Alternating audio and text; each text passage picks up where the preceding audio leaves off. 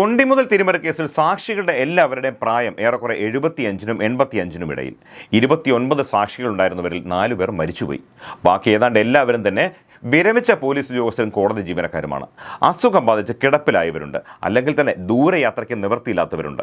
ഇവരിൽ എത്ര പേർക്ക് നേരിട്ടെത്താൻ കഴിയുമെന്ന് ഉറപ്പില്ല. ചിലരുടെയെങ്കിലും വിചാരണ ഓൺലൈനിൽ നടത്തേണ്ടി വരുന്ന സാഹചര്യമാണ്. അല്ലെങ്കിൽ ഈ പ്രായത്തിൽ വിചാരണയ്ക്കായി ബസ്സും ട്രെയിനും കയറി നെടുമങ്ങാട് വരെ എത്തുക സാക്ഷികൾക്ക് ശിക്ഷയായി മാറുന്ന സാഹചര്യമാകും. വെള്ളിയാഴ്ചകളിൽ ഉച്ചയ്ക്ക് ശേഷമാണ് ഇപ്പോൾ സാക്ഷി വിസ്താരം നടത്തുന്നത്.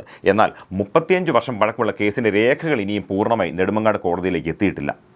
1990-ൽ തിരുവനന്തപുരം വിമാനത്താവളം വഴി ലഹരി കടത്തിയ കേസിലെ വിദേശിയെ പിടികൂടി വിചാരണ നടത്തിയത് വഞ്ചിയൂരിലെ ജുഡീഷ്യൽ സെക്കൻഡ് ക്ലാസ് മജിസ്ട്രേറ്റ് കോടതിയായിരുന്നു. ഈ സെക്കൻഡ് ക്ലാസ് കോടതികളെല്ലാം നിർത്തലാക്കിയ ശേഷം അതിൻ്റെ അധികാരം മറ്റു കോടതികൾക്ക് കൈമാറുകയും അവിടെ കൈകാര്യം ചെയ്യുന്ന കേസുകൾ, രേഖകൾ മറ്റു കോടതികളെ ഏൽപ്പിക്കുകയും ചെയ്തിട്ടുണ്ട്. അവ എവിടെയെല്ലാം സൂക്ഷിക്കുന്നു എന്ന് കണ്ടെത്തി വേണം ഇനി ഓരോന്ന് നെടുമങ്ങാട് കോടതിയിലേക്ക് എത്തിക്കാൻ. തൊണ്ടി വസ്തു അഥവാ മെറ്റീരിയൽ ഒബ്ജക്റ്റ് 2 എന്ന് നമ്പറിട്ട MO2 എന്ന് നമ്പറിട്ട വെട്ടി തേച്ച് ചെറുതാക്കിയ അടിവസ്ത്രം നേരത്തെ നെടുമങ്ങാട് കോടതിയിലെത്തിയിട്ടുണ്ട്. തിരുമലയ്ക്കായി ഇത് കോടതിയിൽ നിന്ന് വാങ്ങിക്കൊണ്ടുപോയതിൻ്റെ പേരിൽ 2ാം പ്രതിയായ ആന്റണി രാജു കേസ് റദ്ദാക്കാനായി നൽകിയ ഹർജി സുപ്രീം കോടതി തള്ളിയത് ഇക്കഴിഞ്ഞ നവംബർ 20-നാണ്. അതിനൊപ്പമാണ് വിചാരണ 1 വർഷത്തിനുള്ളിൽ പൂർത്തിയാക്കാൻ കോടതി കർശന നിർദ്ദേശം നൽകിയത്. ഇതിൻ്റെ അടിസ്ഥാനത്തിലാണ് രേഖകൾ പൂർണ്ണമായി കോടതിയിൽ എത്താതെ തന്നെ തിടുക്കത്തിൽ വിചാരണ തുടങ്ങാൻ മജിസ്ട്രേറ്റ് റൂബി ഇസ്മായിൽ നടപടിയെടുത്തത്. രേഖകൾ നേരിട്ട് പരിശോധിച്ച് ഉറപ്പുവരുത്തേണ്ടതില്ലാത്ത സാക്ഷികളുടെ വിസ്താരമാണ് ഇപ്പോൾ തുടങ്ങി വെച്ചിരിക്കുന്നത്. തിരുവനന്തപുരത്തിന് പുറത്തു നിന്നുള്ളവർ ട്രെയിനിൽ വന്നിറങ്ങിയ ശേഷം ബസ്സിൽ കയറിയോ ടാക്സി വിളിച്ചോ വേണ്ടിവരും നെടുമങ്ങാടേക്ക് എത്താൻ. അതേസമയം പ്രതികൾക്ക് 2 പേർക്കും ഈ പാടൊന്നുമില്ലാതെ എളുപ്പത്തിൽ കോടതിയിൽ വന്നു പോകാൻ കഴിയും. 1ാം പ്രതി കോടതി മുൻ ജീവനക്കാരൻ KS ജോസ് താമസിക്കുന്ന പേരൂർക്കട ജംഗ്ഷനിൽ നിന്ന് ഒറ്റ ബസ്സിൽ കയറിയാൽ അരമണിക്കൂർ കൊണ്ട് നെടുമങ്ങാട് കോടതിക്ക് മുന്നിലിറങ്ങാം.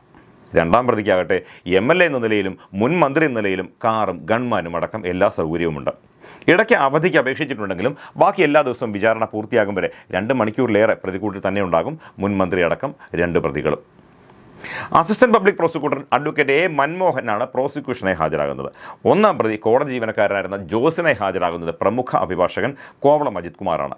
2ാം പ്രതി ആന്റണി രാജുവിനായി എത്തുന്നതും മറ്റൊരു പ്രമുഖൻ ശാസ്തമംഗലം S അജിത് കുമാറാണ്. ഹൈക്കോടതിയിലും മറ്റും CBI അടക്കം കേന്ദ്ര ഏജൻസികളുടെ സ്റ്റാൻഡിംഗ് കൗൺസിലായി മറ്റും പ്രവർത്തിച്ച് ക്രിമിനൽ കേസ് നടത്തിപ്പിൽ ഏറെ പരിചയസമ്പന്നനാണ് ശാസ്തമംഗലം അജിത്ത്.